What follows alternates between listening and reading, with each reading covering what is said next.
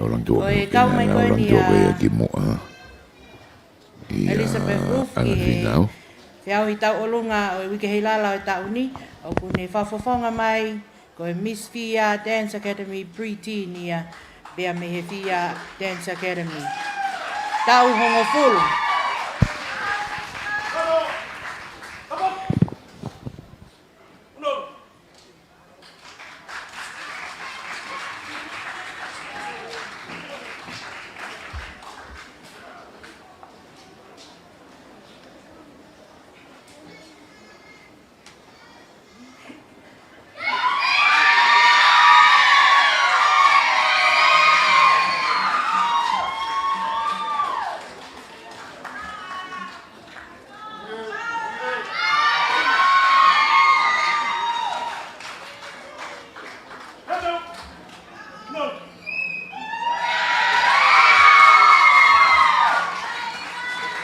Tulou mo e takafalu o loto tatau. Ke ila koi fie lelei a ena a fifio mo e fale alo. Tapu mo ngahi haa kotoa o whakatapua. Hufanga atu i he talamalu e whonua. Ko hoto wala tau olu ngā koe whanakio. Ua koka whakalanukula me he mapu a vaea mo e funga mo hoi whaa. Ni whakahoa tatau pe a lalanga whakahiki-hiki. Ke ngana pe a hoa mo hono whakaofa-ofa. Hei kai te utala noa, ka ke mea mai pe a ke to oa. Ne milihi mo hono lolo tākai, ne lote ia me he afu e pupua puhi. Ko e whakawa e koe manulua, o ku whakaheka he whita aki hina, o i vai o hiwa, pe mo e pua ko whanongo tala noa. Seu ke ai vai tohi koula o e lau si i. Kai toki awa o kakala e kau whiwhine toli o umu tangata, mo e aitu ua. Kai toki tui whakamani-mani mo whakanisnisi, he koe lupeni na e pelei. Taka e tama Samoa, o ukufia e pule oto whakahoi fua. Me i poutasi, whare alii, upolu Samoa. Koe momoi aki, hota tala mei mua. E maali e tau, maali e toa. Koe hiwa ta olu ngā koe loka siliva. Koe kau hiwa, makatolo a maui, me havelu liku. Tua o whaatu, Miss Fia Dance Academy Pre-Teen, Elizabeth Clotilda Wolf.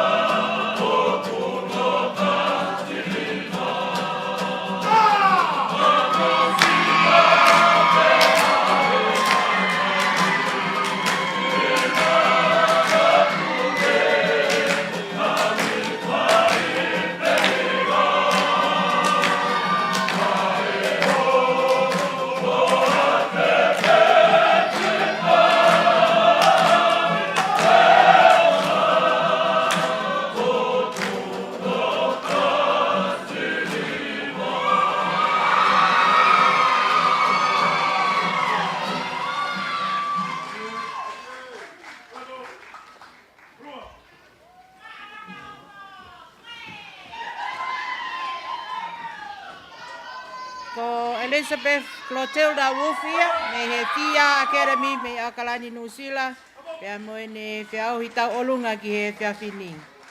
Pasi tau olunga koe loka siliva, aia ne hiwa ia tuia e kau tā mea me he makatolo a maui me haveluriku.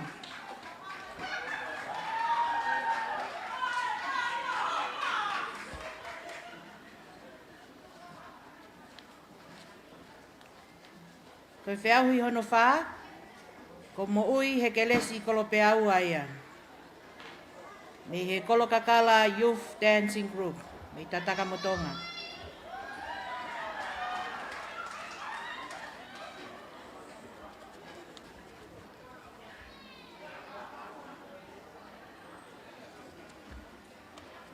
I'd like to acknowledge our Heilala silver sponsors, which are Belfish Bar and Restaurant, Nisi Trading, and Waterfront Restaurant.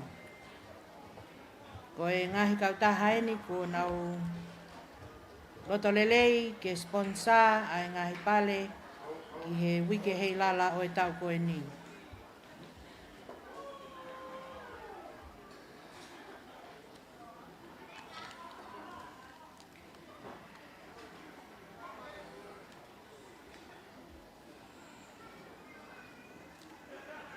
Mo ui he kelesi kolope aua, tau tahataha, mi tataka motonga, mi lolotonga ako he tie mai sa mua.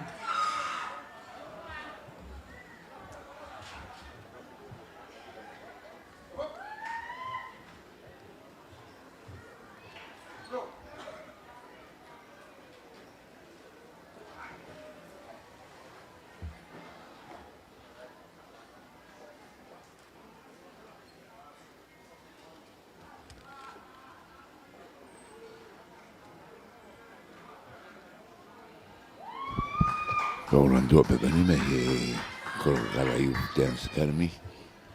Nana o si lantua te roki he talunga ko ia. Ai ulaki ko tolu. E talunga ko ia luisa tu ile ila. Ko anu nau to e tape me lantua. Ko hoku hingoa, ko mo ui he kelesi kolope aua. O ko tau tahataha, ako he api ako GMS atataka motonga imua, Form 1. Ko e kulele mai me inoa papu vavau, pea mo tataka motonga pe. Ko hoku teunga tau olunga, ko e teunga kakala. Ko e si iau au kakala pe, ku whanga whae, me he api ko tangi ke whiohi. Ke tui aki si aku teu ki he aho katoa ngani. Oku kakato ai ngahi kakala iloa o e kolo kakala. Ai whakaotusia, helu o pilo levu, whakamata moana, tui vau, pehe ki he maile lau momo. Ko hono teki ko e tui peia me he wha o whakamata moana, ke ne teki whaiva aki i he aho katoa ngani. Ko hono vesa ni mamo e vae ko e awa o pea kau whewhine me he paki mo e toi mo e kolo kakala. Ia ko hono pule o tōna e uku fia, me he funga ana uku, me he lolo a halai walu. Ko hono sisi no o, ko e kakato ia o e whai whatongia. Mo e au, ai kau whewhine tui, o kulupu kolo kakala Youth Dance, pea me he tataka motonga. Ko e nau pou, ki he katoanga wike hei lala ua whe ua wha. Ia tok mooni ai ho maulea tu ufonua, si pesi lo fatai ka ko hoku ve me he paki ko hoku fasta olunga ko vai ko whakalave tu au fatu pasi mai amo ui he kelesi kolope aua.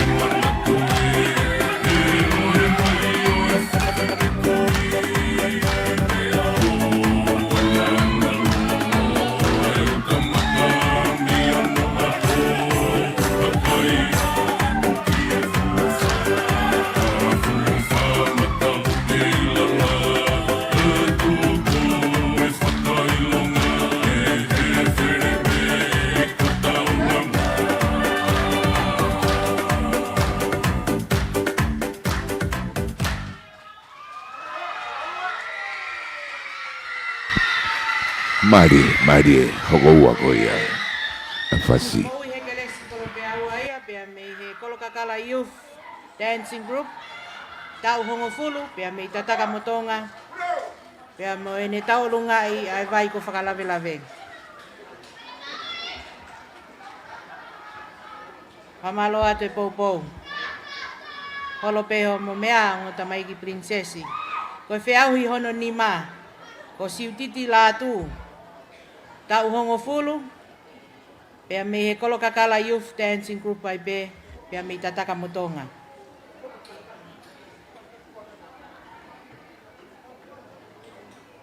Kasi tau olunga o siutiti. Ko sei o whawhine.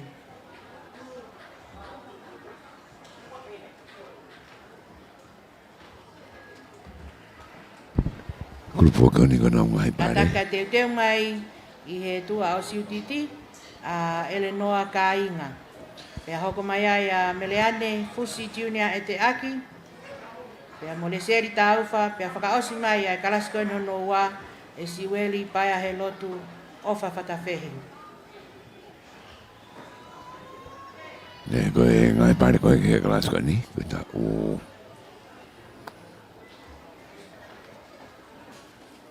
hi mai ke tau tahawa ko e pare tolu ko pangai walungeau ko e ua ko e tahape pa ko ua ki ko e tahape uangeau e ko e pare ko haungare ko e pangai tolungeau ko e toko hiwa whakatoa ko kau mai geni tau mo furu siti lato.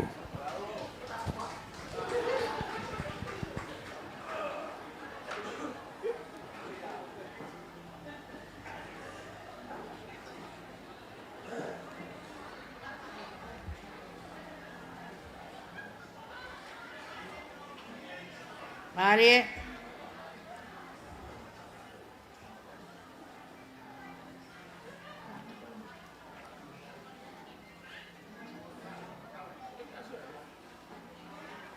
Eleanor. Janine Eleanor. Eleanor. Whamole atu. Ko e kaunanga o kune i Stacy i he Hawani. Ko Eleanor Kainga. Kataka mo paspasima Eleanor Kainga. Ta uhiva. Pea mei maufanga. Olotonga ako. I he Tonga Side School. Ko e whasita o lunga. Ko hiva a whao vai a. Pakatulau atu mo e tau whatunga motua o e whanua. Whapapa ki he whakalanglangi o e katoa ngā. Au whaki mua e tala ka hufanga ai. Ka ata mua ke whai atu ha whakalave lave. Ki he kake i tau o lunga o i ki kaunangani. Ko au Eleanor Kainga. Ko e kulele mai me he foi one one. Hala palasi. Vai ko toko mea. Paini tu ua mo e hala tuku tonga. Ko hoku tau walu eni. O ko wako i he Tonga Side School. Ko hoku kake i tau o lunga ko e te unga lou o olive. Nai paki whakalau te lau o whakapipikia ki hakonga wheta aki. Me he api ko manako noa. Manako noa me pangai hapai. Ko hoku no o loto mo e vesa. Nai pelu whakamateu he whangawhae. Me he api ko mau he ofa. Me he paini tu ua. Ko hoku tekteki nai ngauhi peo whakasipinga ki he kolosi. Nai haa whakamisteli. He api ko pule la a i pangai hapai. Ko hoku pule o to, nai ukufia me he vai ko toko mea. Ko hoku kahoa ko e awa kakalaia e kufanga me hitanga me he api ko kakala e fiafi me he hala tukutonga. Ko hoku whasita o lunga ko e sika hema. Pea hoku langitu ai ai kalapu tala ke i ola me he paini tu ua havelu loto. Tua o whātu. Malo.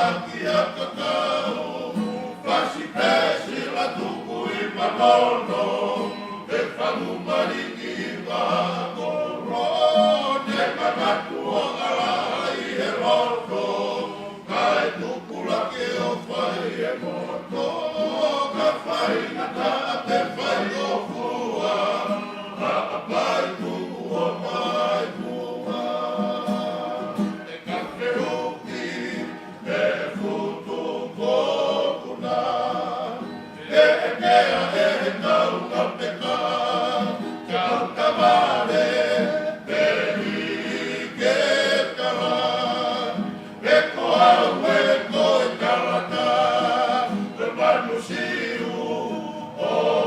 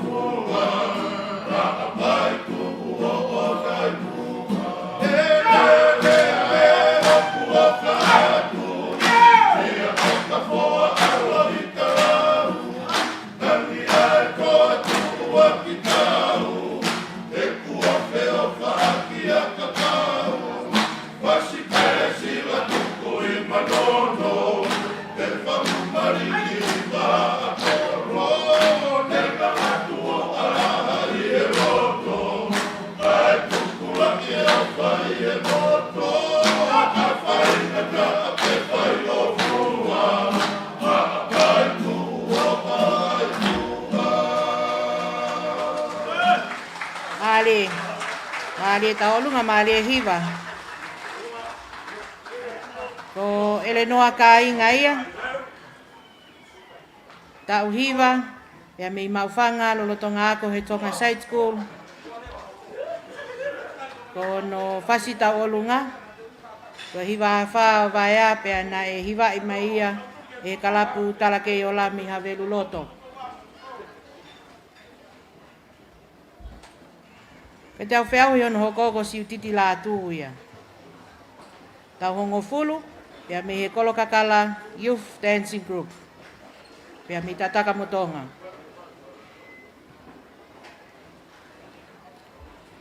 O kuako a si utiti i he koris piula.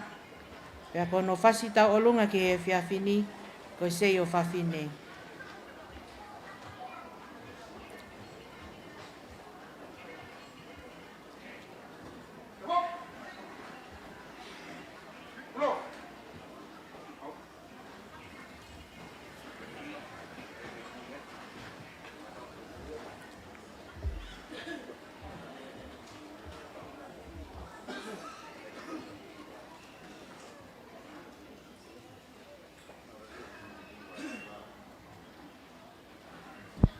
Orang tua befoki ai ko kala ai youth dance. No Osman Madore onga. Sudi tlatu. Ta o fulu. Ra ko e kurspiula.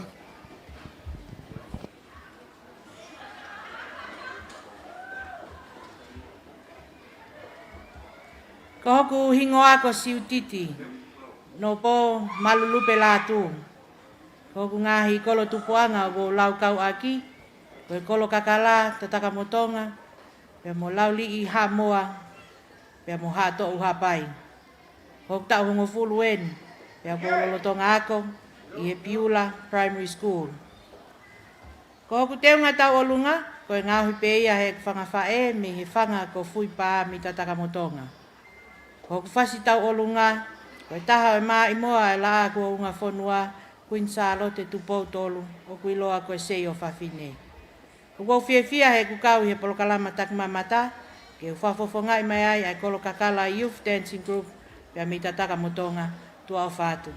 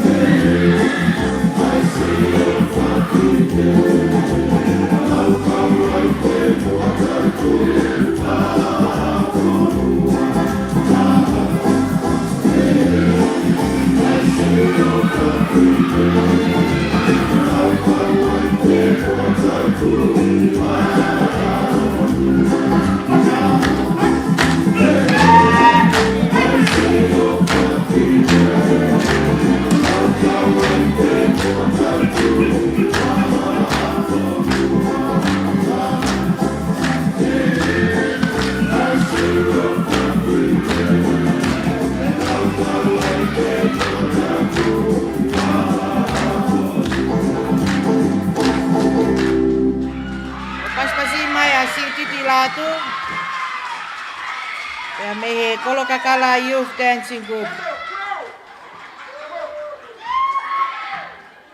Malo e poupou, malo e fia. O wai e whakaleat ki he matanga. E whakamata pule pe tau fia. Malo.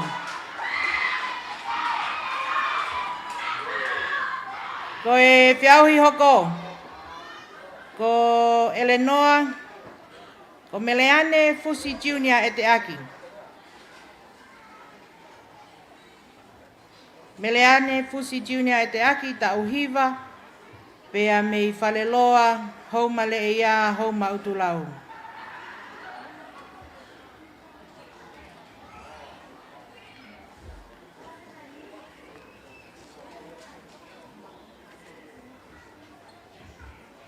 Ko e mea whakawhiawhia e tau poupou ki e tau kauwhiauhi. Ka ko le atu tau hipea e molu e tau katoa ngā. Malo. A te whainga maali e koe ni ke whakamalo ia e kau sponsor o e Wike Heilala. Heilala Supreme Sponsor ki he Fiji Airways. Heilala Elite Sponsors, MBF Bank, the Chinese Embassy, New Zealand High Commissioner to Tonga's Office, Whehoko Arts, Digicel and Tonga Power Limited. Ko mau maali e mai a Meleane Fusi Junior e te aki ki e Stacey. Teu whakatulou mo e takawhalu, mo e otu laine topu tapu. Kau atu he pue, pea mo e tue. Tulou kau to'o hifo e. Tulou kau hao atu he. Ko au Meleane Fusi Junior e te aki, ko hoku tau hiva eni. O ko wako i he ako teo e sia spesilia nā utulau. Koe kulele mai me he houma le ia whare loa hapai. Funga mohu e whaa me houma tonga tapu. Ia mo e toa whakaamu me utulau. Tuku mua ke u whakamatala i hoku kake i tau olunga. He koe aho e whakatete. Pe ko hai tene mau e pale. Io pe mo oni e lau e puna ke. Koe maa e mau he kakawa pe. Ko hoku te unga ku ngauhia me he lo akau mo e whau. Na e tā me he api uta ko tā kai pe au i hou mautulau. Pea awe o tatao he one siliva i pai masani. Pea toki o mi o fili oi ke ngauhia ki hoku kake i ki he pō katoa ngani. Ko hoku no o loto ka hoa mo e teki ko ngauhi ko toa pe mo ia me he whau mo lo akau. Pea ne toi ukufi pe foki mo hoku pule o to me he one siliva o e hou male e ia. O ko lau kau aki hoku tō ngā. Pea koe uhinga ia e ku kau mai ke maalali whiauhi tau olunga o Wike Heilala wafe ua whaa. Hoku whasi tau olunga koe hiwa a whaa o vai a koe maa imoa e la a kua unga whonua Queen Charlotte te tupou tolu. Tua o whātu. Kataka mo paspasi i mai a mene nai te Fusi e te Aki Junior.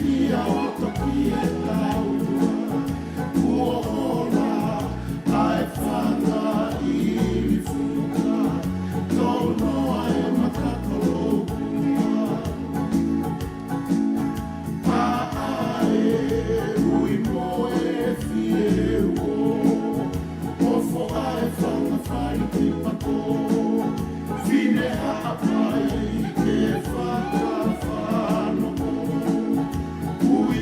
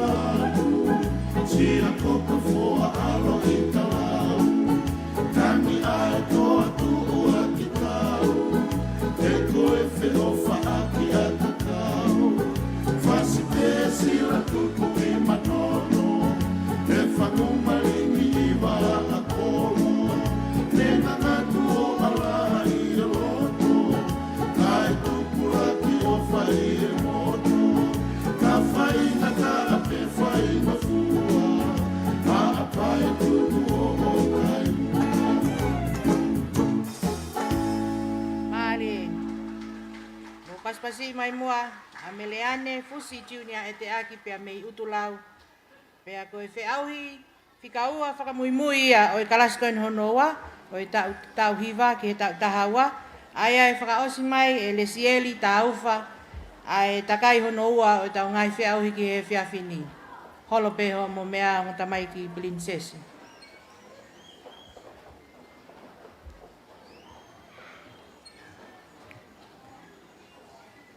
Kahili pea e tau olunga a lesieli tauwha, pea te tau hoka to ai pea ki he kalasi hono tolu. Koe whanau whiwhine lalahi ange ia, tau hongo fulu maa tolu ki he tau hongo fulu maa fitu, aia ku whiauhi aia e toko fitu.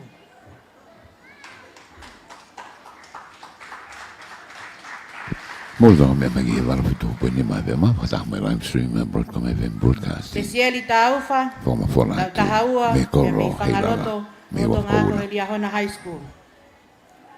Kole ke u whakamalumalu atu he, kau talatala noa ki si oto kake i tau olunga. Ko hoku ingoa ko lesieli tauwha, ko hoku kake i tau olunga, ko e kulu tuma, ni whakafolau mai he whangakui mi he funga whonua. O tui whakaholo ia ki hala i wheta aki, ne amusi mai me he funga tufu tele mo lolo hala i walu. Ko hoku no o ko whakautusia mi he o tu whaa, o e whanga i he si. Pea tui whakatatau pe ki ai, mo e vesa ki he ongo ni mā, mo hoku wae. Ko hoku lolo tākai, ko e lolo tui tui. Ko hoku kahoa, ko e nusi, ko e tui ia e whanga wae, me he hala o musi. Pea ko hoku whasi tau olunga, ko e upe o Princesi la tufu i peka. Toa whātu. Paspasi mai, a lesieli tauwha.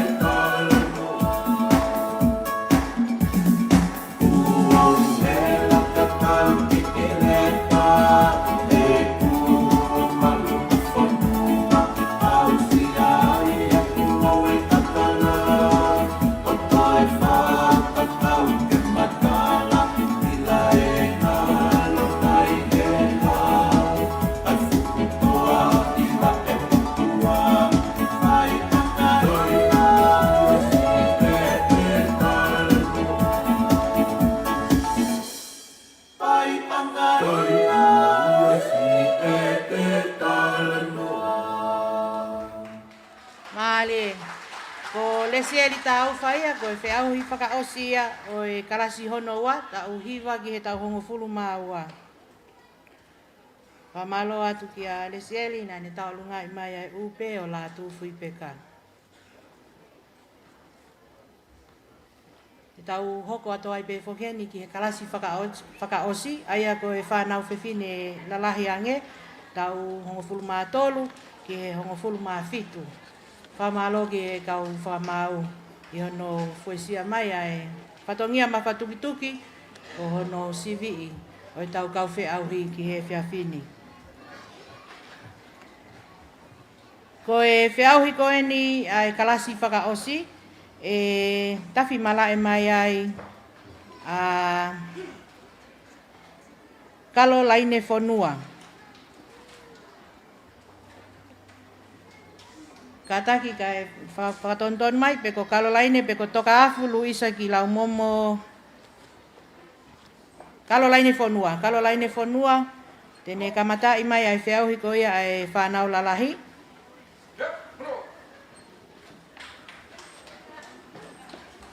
Tau hongofulu maa ono pea me he Kolokakala Youth Dancing Group.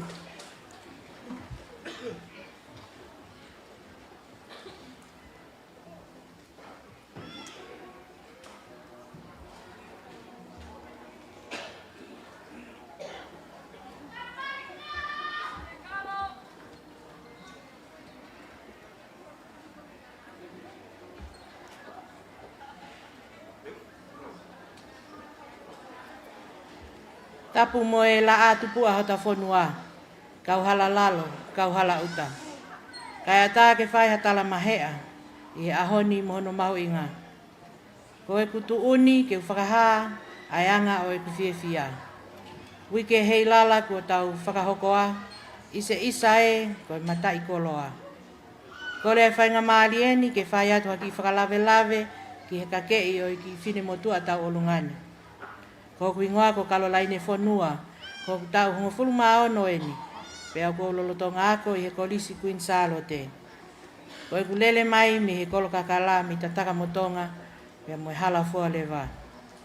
Ko ku kakei ko e kapi, na e ngauhia me he ngatu taa uli me he Kolokakala. Io ko e kano katoia o hota tala, mohota uhinga. Ko e pauakia e kufanga whae, ke o ave aki o ka longolongo kātoanga, a ewa aki o ka longolongo kātoanga. Ko hoku noo, vesa mo e teki, ko e wheta akia na e haha pea whakapā, pea tui kia ia e kie, ko e pata ia e whanga whae tangata me he hala fua lewa. Ko e nau vale ia tama, e nai tā pea ngauhi ia, ko hoto whakaofilani, te lia ai taimi mohono uonga. Ko kupule o tōna e ukufia he whangata mai I he ki vai ko haa puapuai. Ko hoku kahoa, ko e vewe hei lala mo e pito I ngalau, ko e awao kakala ia e kufanga whae, e atui me he Kolokakala.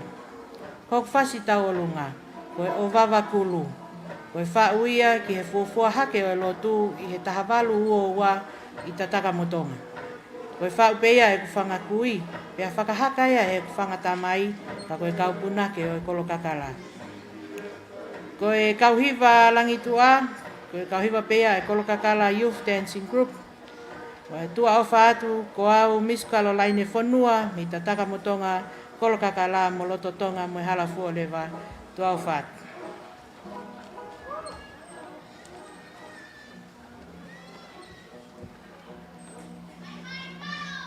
Thank you.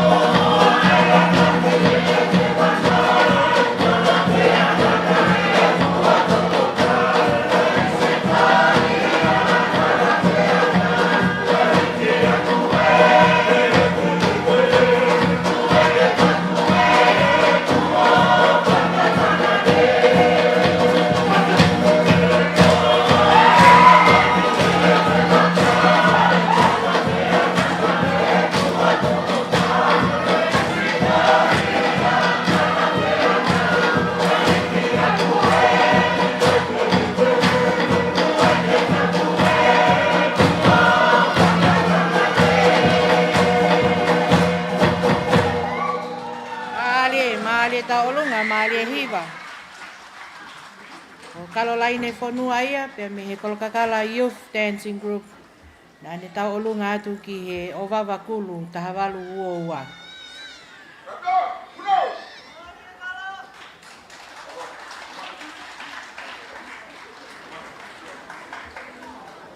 Koe taolunga whikaua, ko Pauline Latuni Pulu.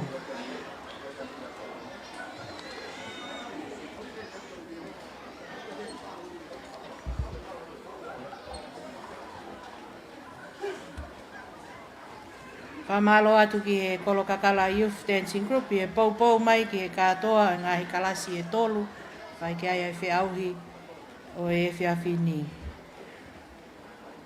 Tau whiauhi hono ua.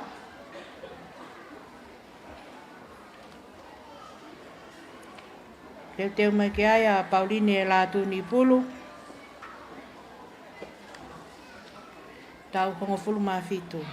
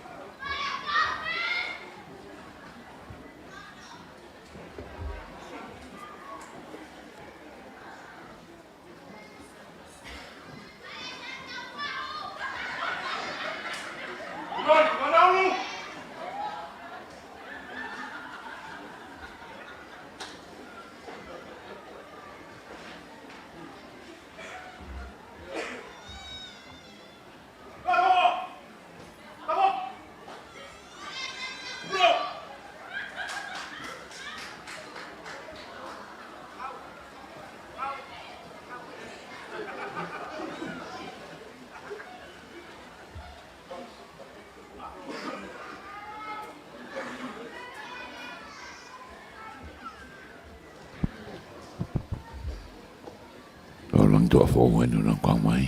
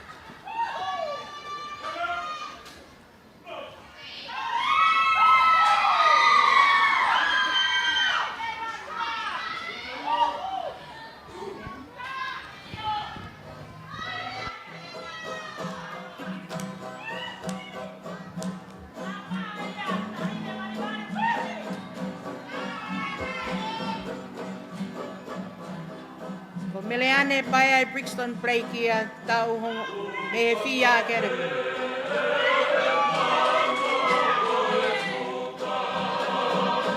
Oh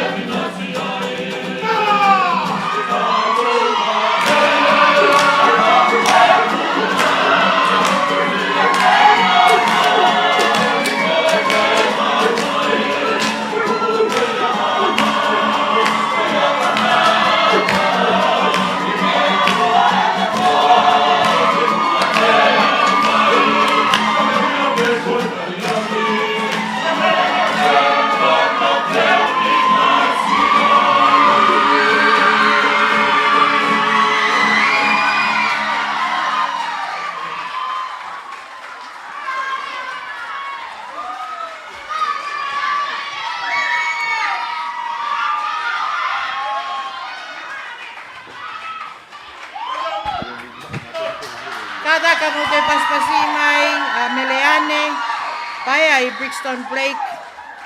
Ko e whakafofonga me he Fia Dancing Academy me Aukalani New Zealand. Ka malo atu ki he kautamea. Pea mo e te auhi ko ia a Meleane Blake ki he whiawhini.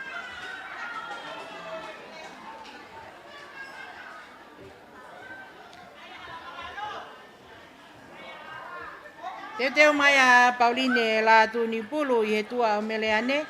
Pea i he tua o Pauline o Sheila Elizabeth Taukapo.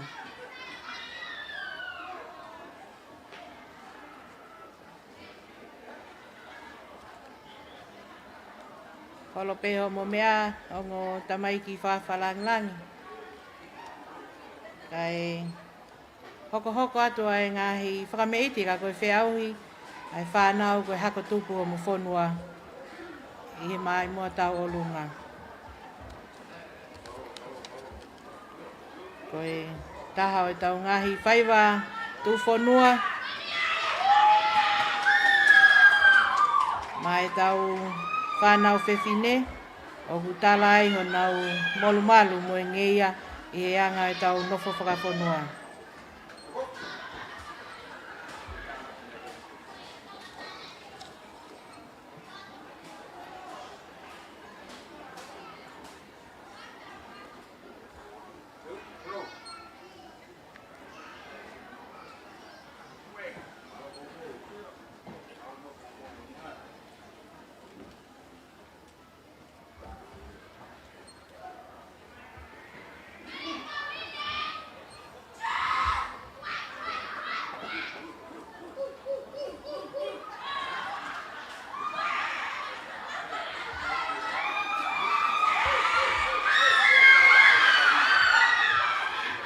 Malo e fia. Mana tui peke tauhi pe mau me melino. Whakatulou atu. Pea kou kole ke huwhanga i he tala whakatapu kakato ni kamata ke katoa ngani. Kai ata mo oku e whainga maali eni. Ko oku hingoa ko Pauline, lau tapu he hau la tuni pulu. Pea ko whakautua pe i tataka motonga. Ko hoku taha fitu eni, pea ko whakakaunga tāmaki he ako ma olunga tonga. Ko hoku teunga tau olunga, ko e toi ngā tui pe ai ka inga. Na e aikona mai ke whakakakato aki hoku whatongia he whiawhini. Ko hoku whasi tau olunga, ko e taki mamata he kolo kakala, ko e whau ala tuni pulu. Tua o whatu. Paspasi mai a Pauline la tuni pulu.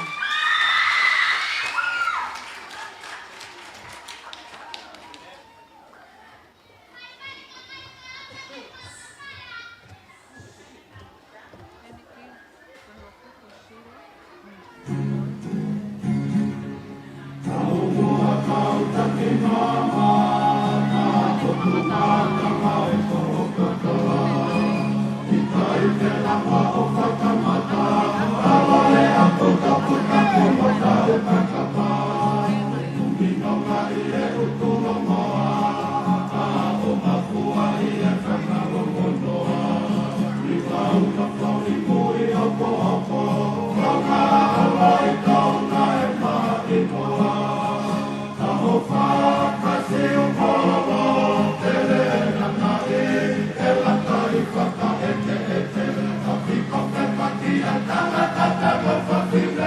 you.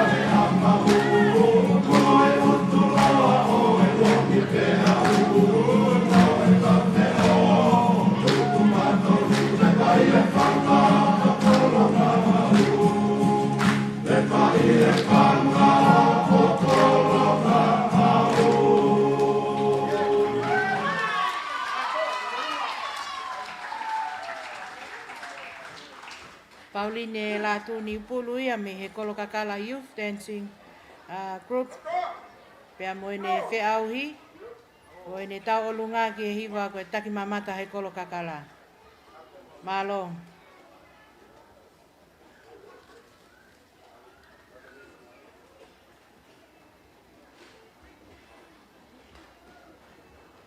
Next on stage, we'll have Sheila Elizabeth Taukapo, 17 years of age, currently studying at Api4O College, and she will be dancing to Hala Kuo Papa. Ko e whiauhi ono whā ki he toko fitu ko ia I he kalasi hono tolu, ko Sheila Elizabeth Taukapo.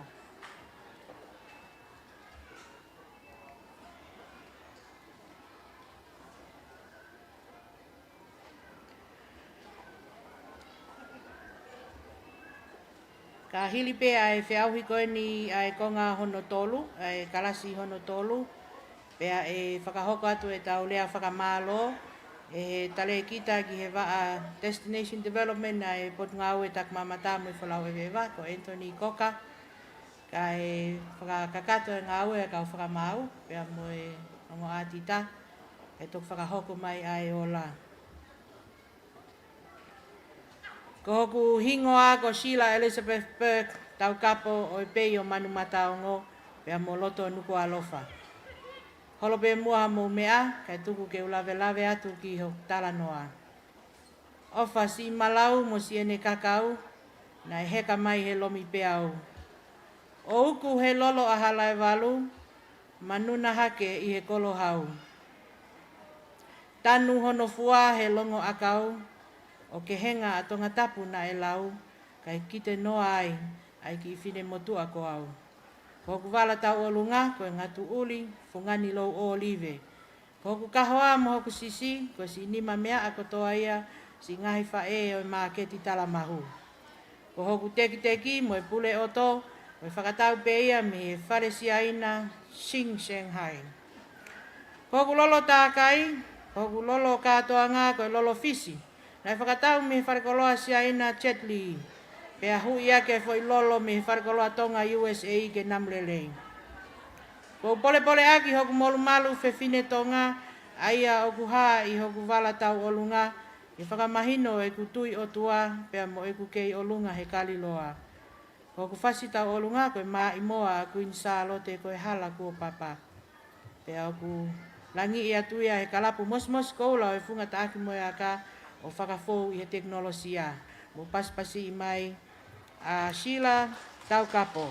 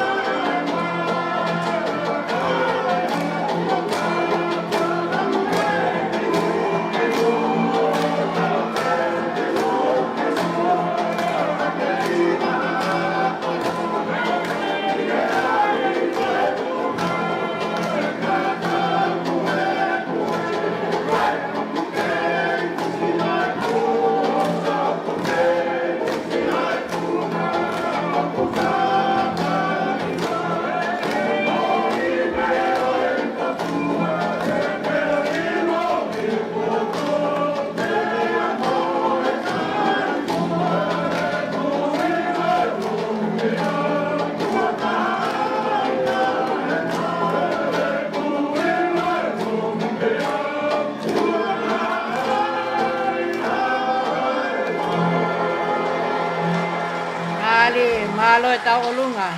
O Sheila Elizabeth tau kapo.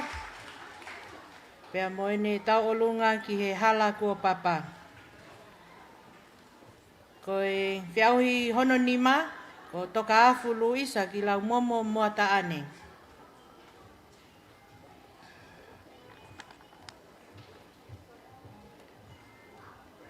Toka afu mua taane.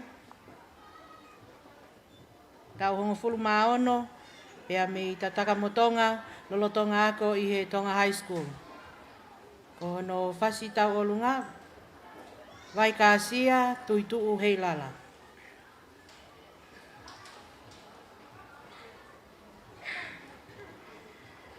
Tulou moe taloni o e fungani maa olunga, koe alifa moe o meka. Ta mai tai ngata o ku whai kia e tau whakahoi fua. Tapu moe hau e o tutonga, koe la a koula o e ono i kuonga, moe whale o haa moe ofo. Tapu moe hou eiki, mo haa mata pule. Hau whaki atu ai tala whakatapu. Telia eik pale mia moe kau minista o e puleanga. Sea o e whale a lea, moe hou eiki whakafofonga. Haa taula eiki moe kakai o e whonua. Kau ngā whe auhi filimisi tau olunga o e wāwhe ua whaa. Kai ata ke whakahoko atu e ki whine motua, a pelinisi tungi me he kolo kakala. O toka afu, Lucia, ki lau momo moa ta ane. Ko e fie pou pou ki he mai moa langa whonua ai tonga. Ko e ako i e whanau whewhine, ki he mea maho ingataha he mo ui ko e ni. Ko e ulo aki, ko e ofa ki he otua. Ua, ko e mo ui anga nofo mo talango fua. Pea ofa whaamili, siasi mo e whonua. Ko hono kake i tau olunga ko e ngatu tā uli tui ki ai e mape o tonga, pea moe mātanga iloa ko e haamonga. Pea moe fuka o ku kei vilingi a, he o ku te laukau aki ai ho to tonga, pea fungani aki ai ngahi kakala hingoa. Ko hono no o ko tui tui vau. Ko hono vesa ko e whakamata moana, pea ko hono tekteki ko e whakamata moana kanoni aki ai hei lala. Ko hono kahoa ko e whakalala o pilo levu, pea mono pule o tō ne ukufi e ne whangakui me whanga ko whewhe holo tō. He kono lolo tākai, ne ngauhia me ngahi akau kakala e api ko pau, mo e api ko mau, mau he o wha me he kolo kakala. Ko hono kolo tupu anga. Ko lolo tākai ne lote e whae mo e whakanau nau ke alaha ki loto tatau, pe a uatu ki he tonga mo e toke lau. Ko ko Sihova o ngahi kautau te ki vai vai ia tau. Tau whai ki ai whola haka o tau mona e tau whakahoi fua, e tau ikuna i he fia he nane whakamonu ia o tau whonua ko tonga, ko otua mo tonga, ko hoku tofia. Malua i si e tau nofo, pea langi mai ki tau whola haka he kua oso, pea tawa. Io, ko e aho e mawava mo e tau aki tangata, ke ilo e maama, pea tonu ngaki maananga. Kono pasta o lunga ko e tuitu hei lala o e vai kāsila, ko au toka afu lusia ki lau momo moa taane me vai ko latai, kari ko maa vai tangi hala vi mahi, paki mo e to ipea mo e kolo kakalatu au whātu. Alo.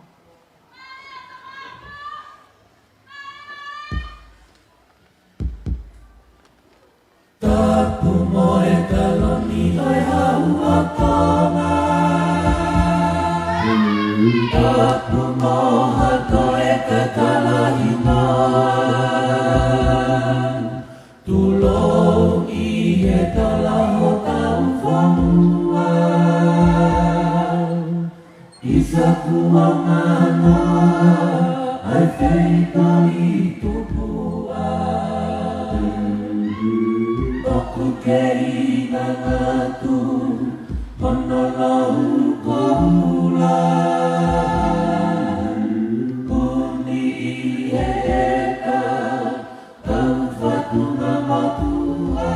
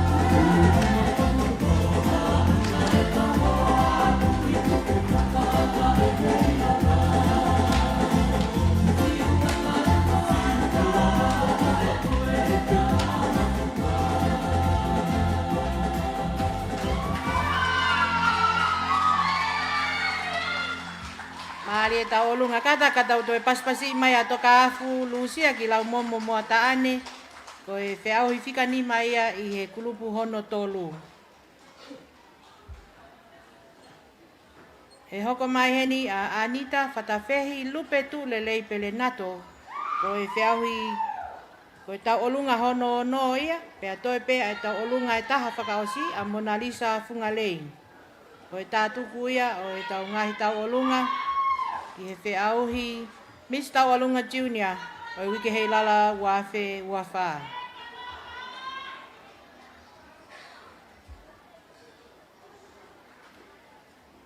Anita whatawhehi lupe tu lelei pele nato.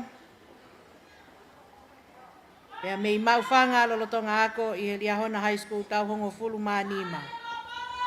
Mo kataki kai paspasi mai a Anita.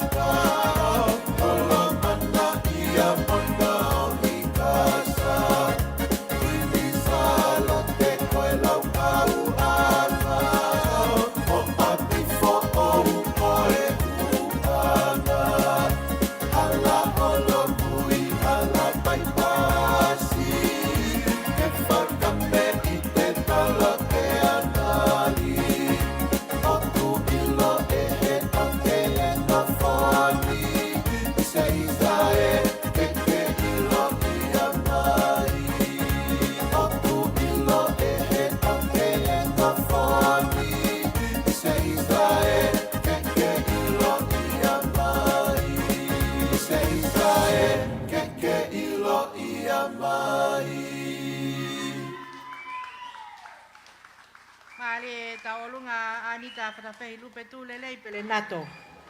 Pea malie mo e tu la whale. Ko e whasi taolunga ne taolunga ke ai a Anita, ko e hala holo mui. Ko e taolunga whakaosi.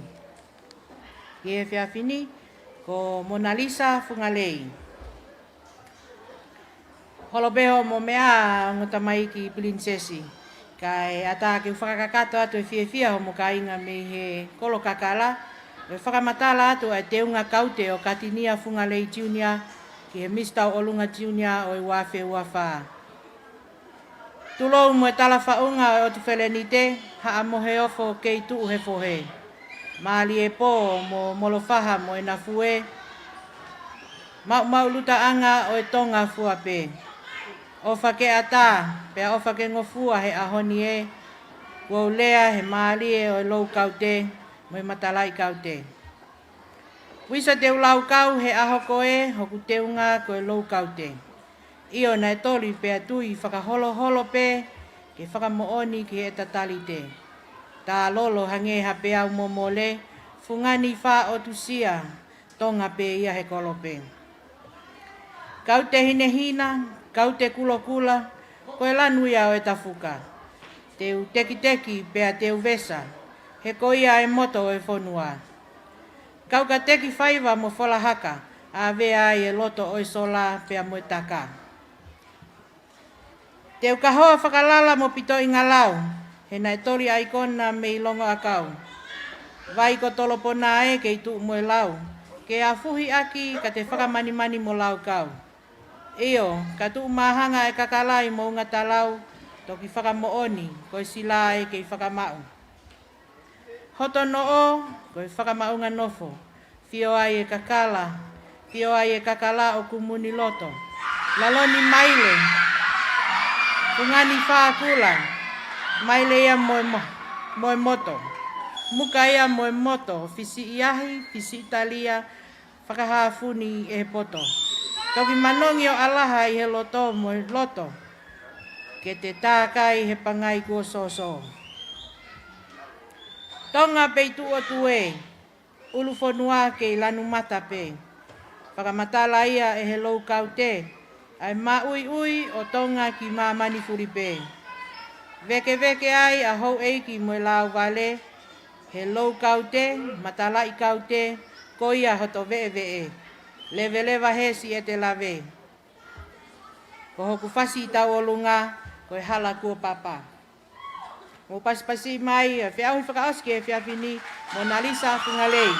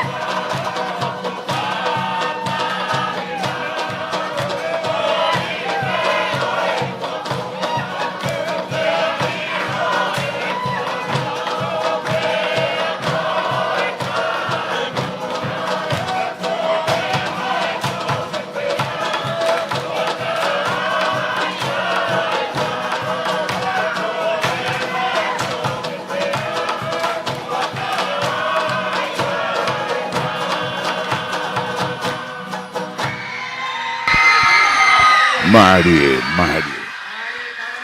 Mari talo mari suapal.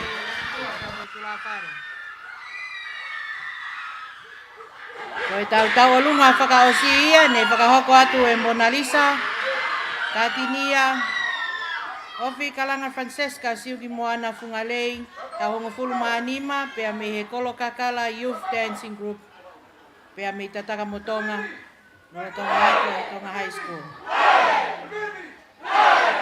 Malo.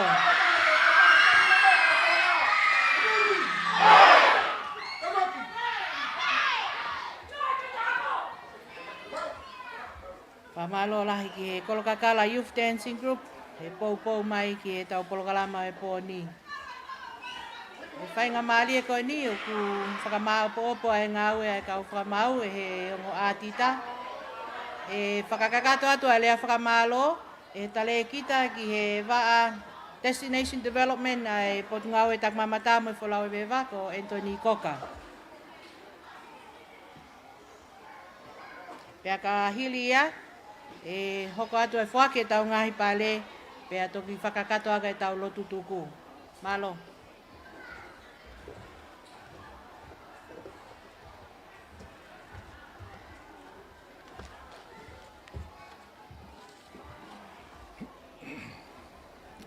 Tap mo e awhia tau o tua mafi. Tap ke hau e whunua, tama o te pō ono. Tap mo e taini kuini o whena ato ngā, kuina naspau, mo e whale o ha mo e awho. Pego kore peke u whangat pe ngai whatapu o no a whaki kau hawhonga i atu, ai ekministā e put ngai tak mamata, toke tā viria mo ske lātu, kai pe whoke tariki ta pure, ai put ngai tak mamata, viram takau, hagi lea whamalo. Whamalo enge fuifui lupe o e Potopalasi, whawhanglanglangi o e Whiawhini, Princess Haraiwalu, mata aho tu aho, kai pe whoke a Princess na Naspau, Eriana tu aho. Malo mo kei homo me kei mea heni e tau pōkama. Leong e maulolo e tau pōkama, malo homo kei mea heni. Whamarao heni ki he kau whakamau koni pōni, kei ke sola taha ki he kau whamau e pōni, mo tau kei mo mau. Malo e tari whaafe nei tuku atu ke mo kau mai ke tau pōkama i he pōni, mo e whatongi mamafa ko tuku atu kia motoru.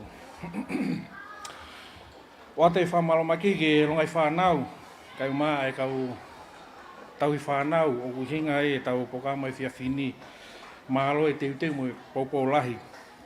Whamalo atu mo tari e whaafe, pia ko uhi ko mo heni ko lawa e tau pōkama. Katoanga koe ni hei lala, kai pefo ke Mr. Olunga Junior, wafe wafa. Whamalo loto honga in ki he tangata ik whaiwhikau naftalai kawawhau maile, whaiwhikau pure, whaiwhunua tonga tapu, saso tonga, malo e tatak whalau maari e tau pōkama i e Whiawhini. Koe taha pe whoki ni e ngai pōkama uwhotu he pongai takmamata, koe uhi koe ke neong e hake mai ngai whakalaka a mamani, mo ngai liliwa taimi. Kau ku kei whimau pe ke akoi, ke tau whanau, ke nau poto i he tau ngai whaiwa whakatonga. Kako ia au tū ta whake ai pot ngai takmamata, ka pe whoke wā anga whawhonua, mo tala tuku whaolo, ke whapapau i he kai more, ai koloa mau inga koe ni, kio tau whonua. Oa te whamalo makei kia mautoro no katoa, tau i heni, he kolo i lala. Kai pe kia mautoro mo mea mai te visone, le tio mo live stream. Whamalo ho mo kau whakataha mai ke tau katoa ngai, o pokarama koe ia Mr. Olunga Junior, ke wafe wafa. May I take this opportunity to say a few words in English? Distinguished guests, ladies and gentlemen, thank you for being part of the Mr. Olunga Junior 2024, showcasing one of Tonga's treasured heritage this evening. This evening you have been able to witness some of our cultural heritage And as you may have seen in the performances, the hand movements tell the stories of the songs. That's what's unique to Tonga as our culture. And as we say in as our theme this year, my pride, my kingdom, that what makes Tonga different is our culture. Earlier this year in January, there was a survey done in New Zealand and Australia, and the question that was asked was, what is the main reason that you would visit Tonga? And the number one on the list was Tonga's culture and heritage, because that's what makes us different in the Pacific. Ofa ne mo maua katoanga mo pokama fifia boni, pa malo e te mo ngawela. To offer malapita.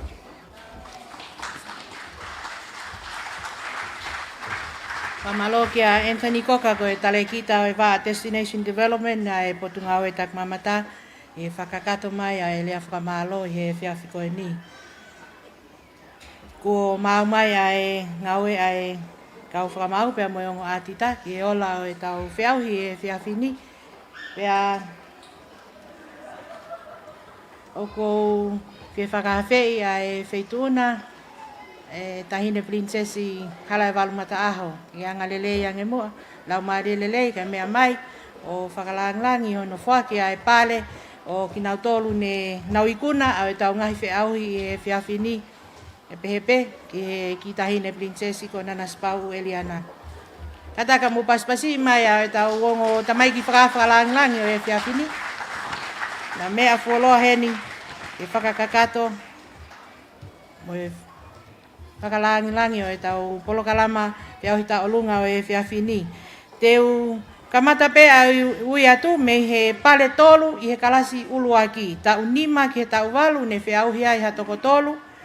Pe a ko e pale tolu o ku whakia ki a kuine seta meliame po uha sikuea.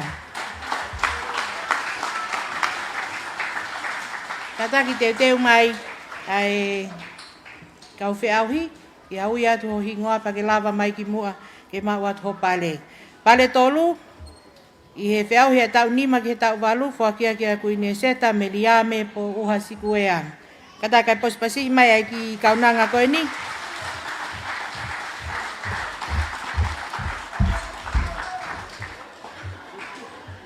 Malo. Koe malo. Kuno ke tahine. Pamalo atu eseta.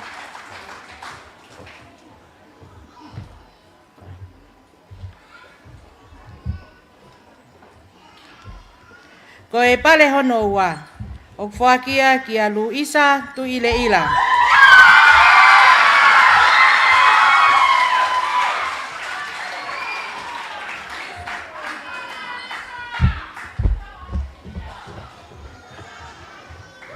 Luisa tuile ila me kolo kakala Youth Dancing Group.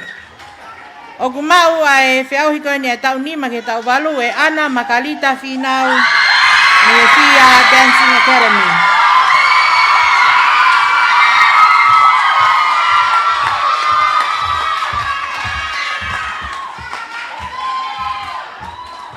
Ana Makalita Finau ko itu naya o e whiauhi a tau nima ki he tau walu. Ko e kulupu honoa, tau hiwa ki he tahawa. Ko e tolu o ku whakia ki a Lesieli Taufa. Lesieli Taufa bea mei whangaloto.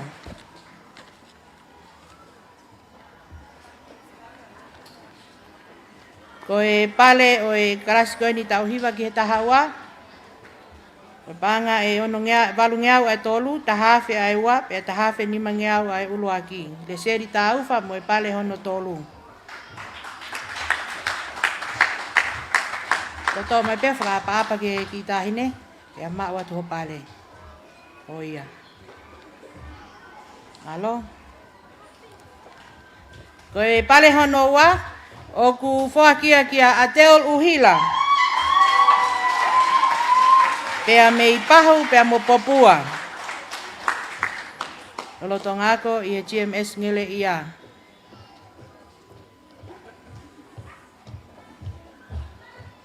Alo. Paspasi maya ate uluhila. Ko e pale ulu aki. O ku foakia kia Elizabeth Clotilda Wolf. Ni Kia Dance Academy. Ni Aukalani New Zealand.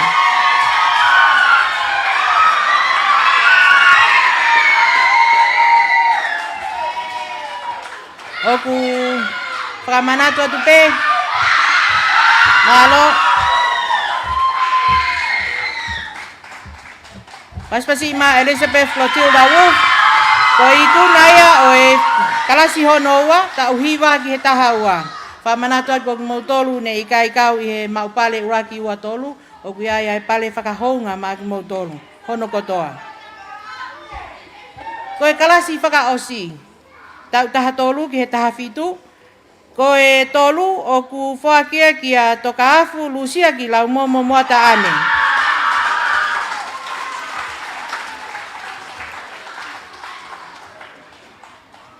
Toka afu lusia ki lau momo moata ane, tau taha ono, pea mei tataka motonga, ako he tonga high school. Ko e pale ki he kalasi hono tolu, pale tolu ko panga taha afe, pale ua taha afe ni mangiau, pale uluaki ko e panga ua afe. Malo au pito. Kataki paspasi mai a toka afu moata ane, ko e pale hono ua. Pale hono wa o whakia ki a Caroline Fonua. Caroline Fonua me he Kolokakala Youth Dancing Group.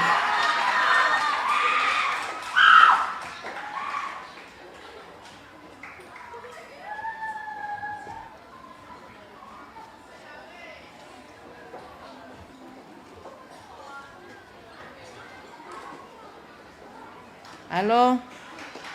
Ataka paspasi mai a Caroline ko e pale ua i kalasi hono tolu. Ko e ikuna o e kalasi hono tolu, taha tolu ki he taha fitu, o ku whakia ki a Mona Lisa, Katinia Opo Kalanga Francesca, Silgi Moana Fungalei. Me he Kolokakala Youth Dancing Group.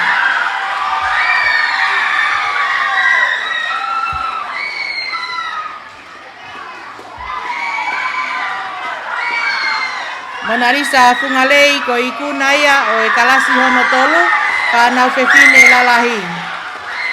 Alo. E whapapa ki tahine.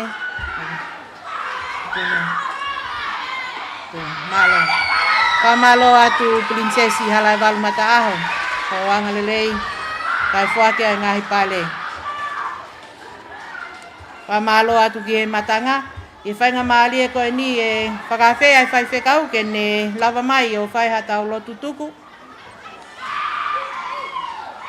Pea mo e whakamanatu atu. I he aho a pongi taimi walu pongi e whakahoko ai i he kolo hei lala ai food fest. Pea mo e fanfare ki he tau whanau ai pe. I he taimi hongo fulu ko e float parade ia ai kau wheau hi hoi fua ki he mis hei lala i he tau koe ni. Pea i he fiafi, i he taimi ono e fiafi, i he kolo hei lala i pe, i he wafu kovuna. E whakahoka ai a reception ma e kau misi hei lala o e tau ni. Ko e tangata i whai whekau, ke ne whakakato atu e tau lotu tuku ke fiafi ni. Malo.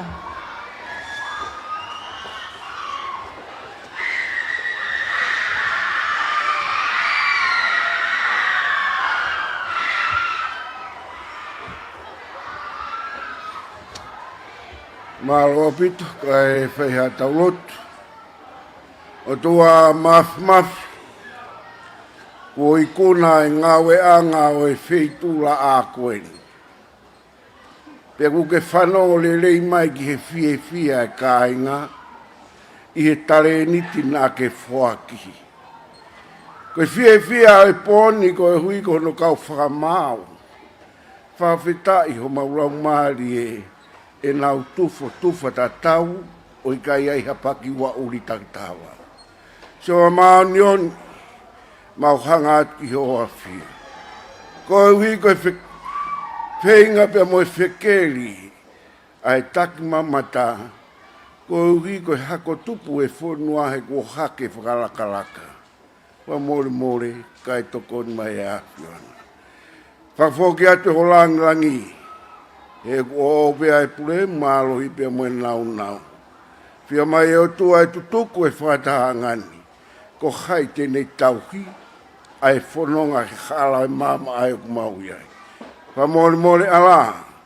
Ka ke haere mai. O tofo he pe mua. O malu iangi e whanonga e whai. He uri e pō. Wha whoki mo ui.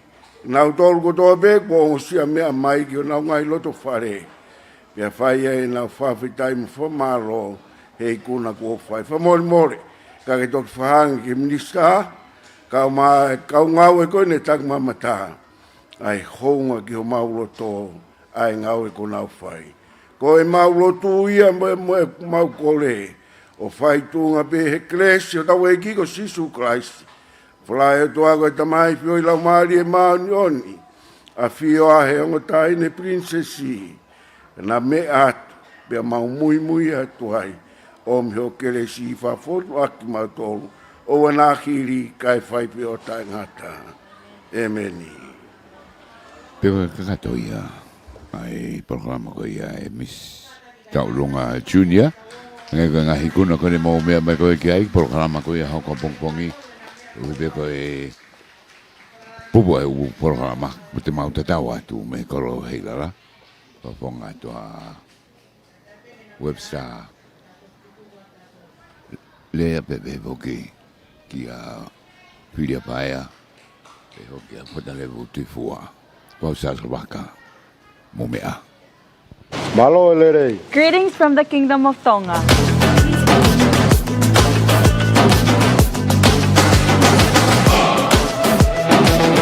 Hey there, folks. Are you ready for the adventures of lifetime here in Tonga?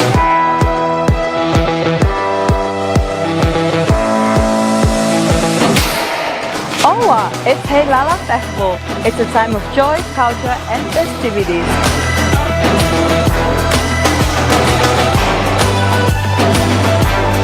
But wait, there's more. Let's not forget the warmth and hospitality of Tonga people. Let's not forget our magnificent friends, the whales.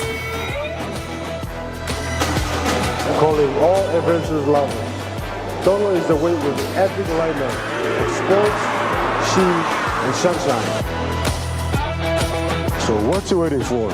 Book your flight to Tonga and make memory that will last a lifetime. Mark your calendars. 24th of June to 7th of July, this Lala Festival. We can't wait to welcome you with open arms. Malo Apito.